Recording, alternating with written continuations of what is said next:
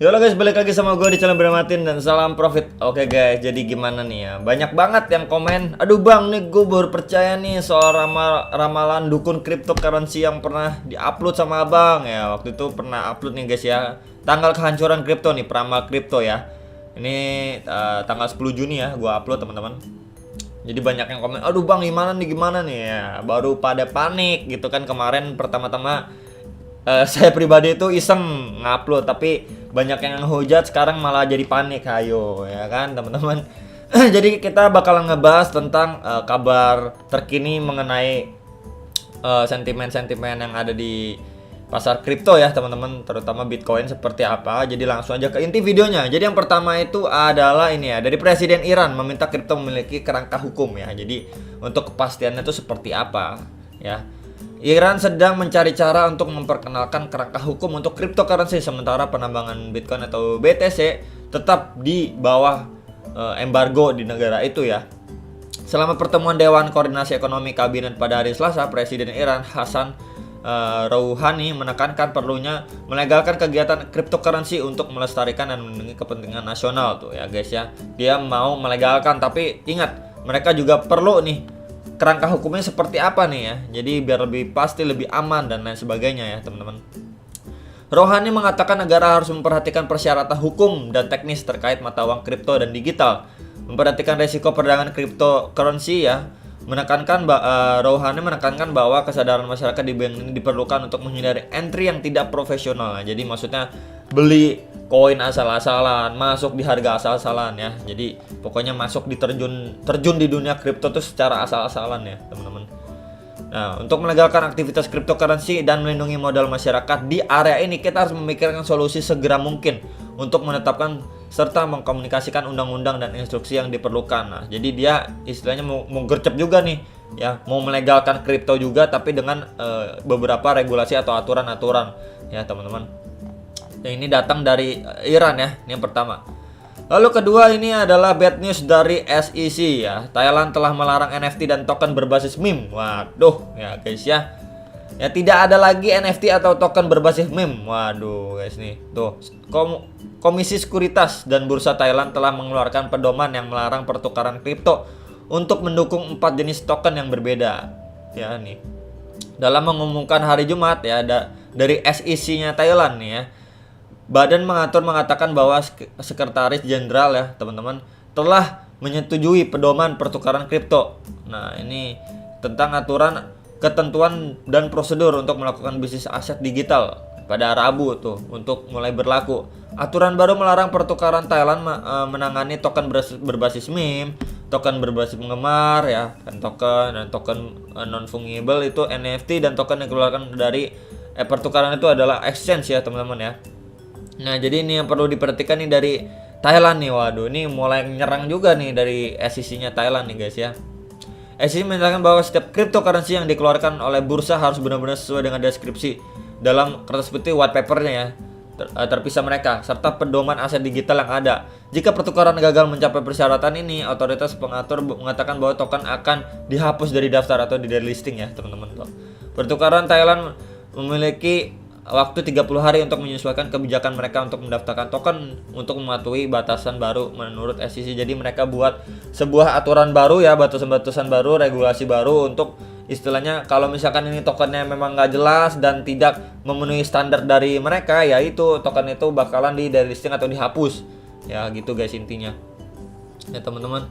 Nah kemudian Thailand memiliki hubungan yang rumit dengan kripto. Ya, Komisaris Sekuritas dan Pertukaran Thailand telah menolak proposal untuk memberlakukan persyaratan pendapatan minimum 1 juta baht atau sekitar 33.000 US dollar tahunan untuk investasi kripto di negara tersebut.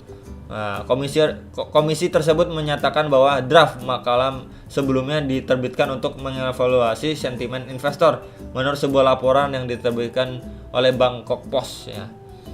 Pembalikan SEC Thailand muncul setelah kritik dari pemain kripto di Thailand yang mengklaim bahwa aturan direncanakan akan membuat penerima penghasilan rendah dan menengah keluar dari industri kripto. Nah, jadi memang ini cukup rumit ya teman-teman hubungannya dengan kripto Thailand. Terus dia buat regulasi baru ya, ini sebuah bad news juga datang dari Thailand ya teman-teman.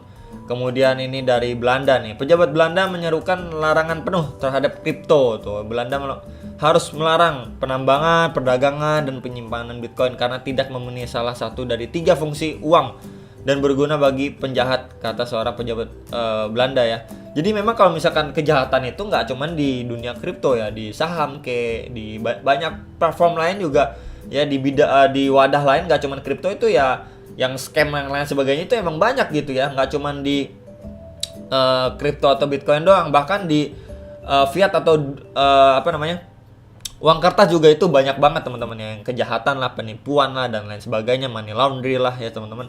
Ya istilahnya memang ini lagi tebar food banget ya teman-teman, yang dari Belanda, dari Thailand juga teman-teman ya. Belum lagi dari rapat G7, kita tunggu ya tanggal 13 Juni itu mereka selesai ngomong apa lagi mereka, apalagi si Biden tuh ngomong apa lagi ya.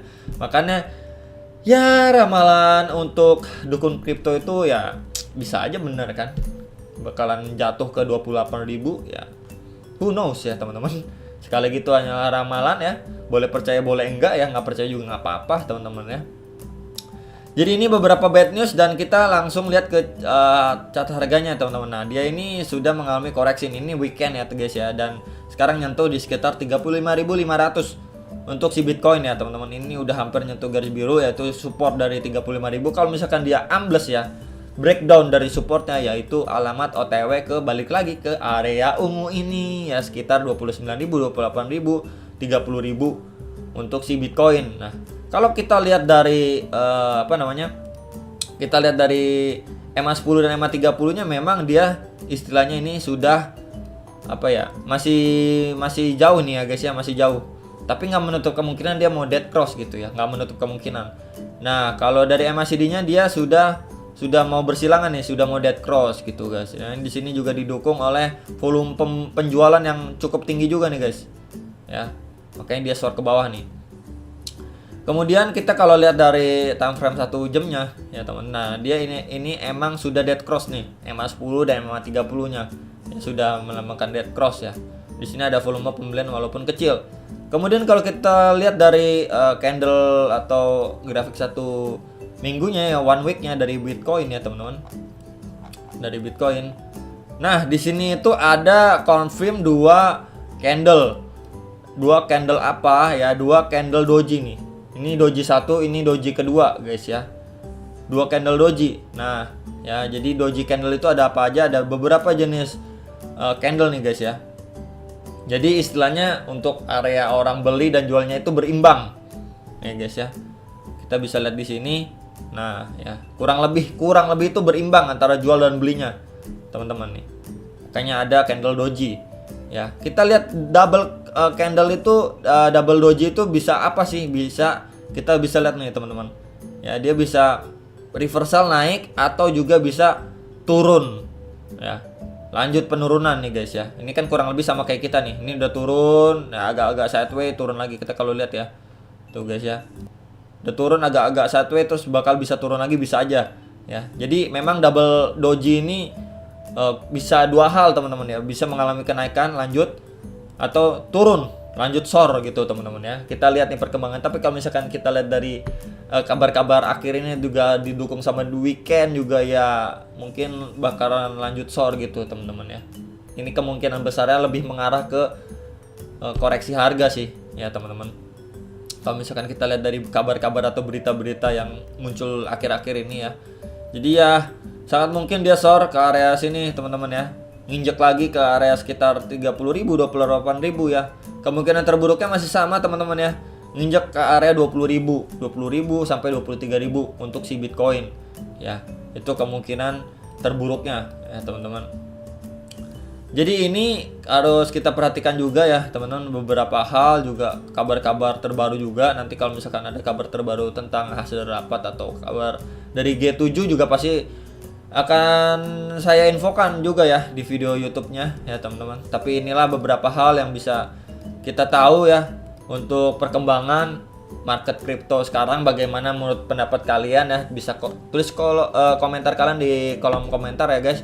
Dan sampai jumpa untuk next video. Salam profit.